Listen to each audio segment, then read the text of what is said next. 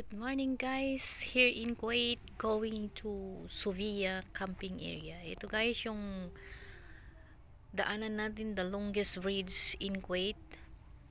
Ito yung Doha Fort in Kuwait. Yan guys, the longest bridge.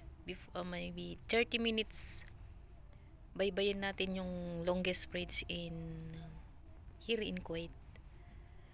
For the first time, nakita ko na rin ito kasi before, I wish na makita ko itong longest bridge na ito kasi nasa gitna siya guys ng dagat talaga. Now, we are here on the right side ng sasakyan, kaya ganyan ang view.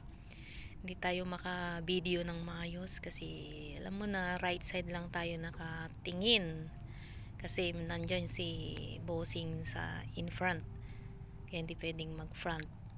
Yan ang mga view papuntang camping area, Suvia, Kuwait camping area. Ayan oh. Kita mo yung tower ng Kuwait City.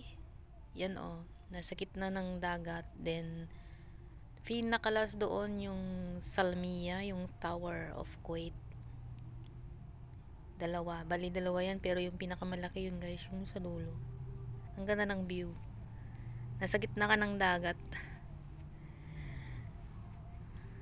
30 minutes din ang takbo ng sasakyan.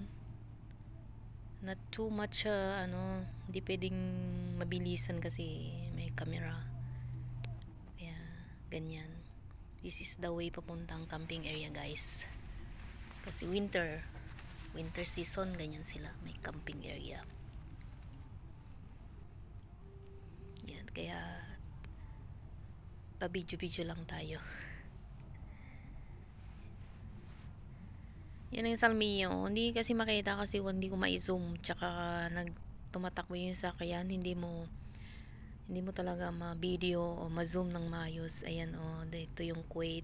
Then Kuwait City. Then Salmiya. Yan ang mga magkakalapit lang siya guys.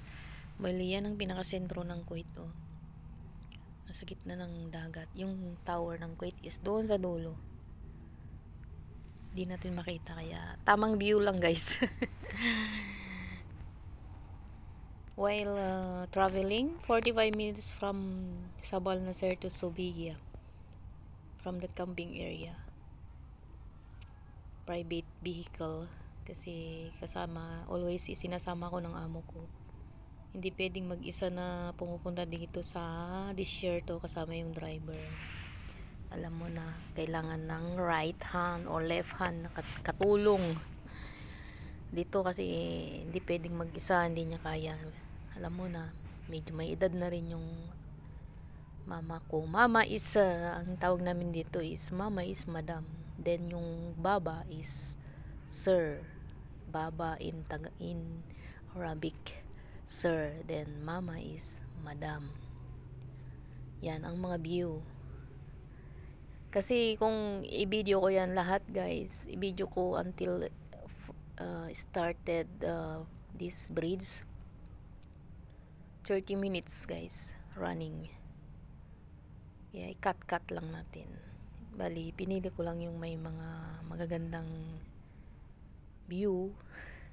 Kasi di masyadong ma-view kasi 'di ba, nasa right side lang ako kaya hindi ko masyadong ma-zoom.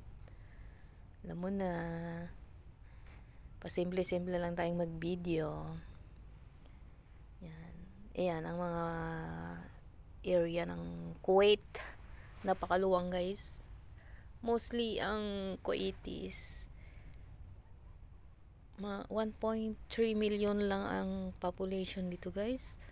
Mas marami pa yung mga yung mga trabahador dito na kagaya namin na Pilipinos, Sri Lanka, Indian, all nationality guys. Mas marami pa yung mga trabahador dito kaysa populasyon ng Kuwaiti. Kumbaga, maliit lang na bansa ito pero napakayaman niya.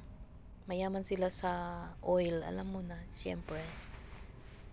Kaya maganda ang nila, ang government policy nila dito.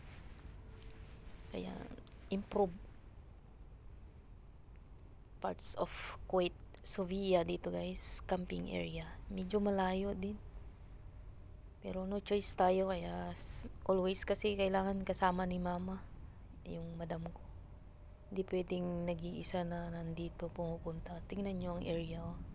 Yan ang tinatawag nilang disyerto. Pag winter ganyan.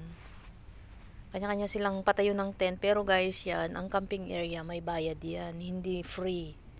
Na pwede silang maglagay ng tent kahit saan. May bayad din yan guys. Kasi may area din yan. Bali, ewan ko kung sa government, maybe sa government nga ito, pero parang may namamahala ba bawat area, kaya hindi ka pwedeng basta-basta maglagay ng tent mo kung saan ka. But tapos yung area nila is kanya-kanyang family, hindi pwedeng mixed families ba. Kailangan yung family na yan, isang area, then another area, iba na naman. Yan ang mga kuryente. Titibay, no? Hindi pwedeng magkakalapit yung mga hindi magkakapamilya sa disyerto kasi syempre alam mo na bawal yung mga nakikita ng mga ibang, lalo yung mga women to man, hindi pwedeng nakikita nila kasi napakahigpit. Thank you so much and God bless everyone. Ayan.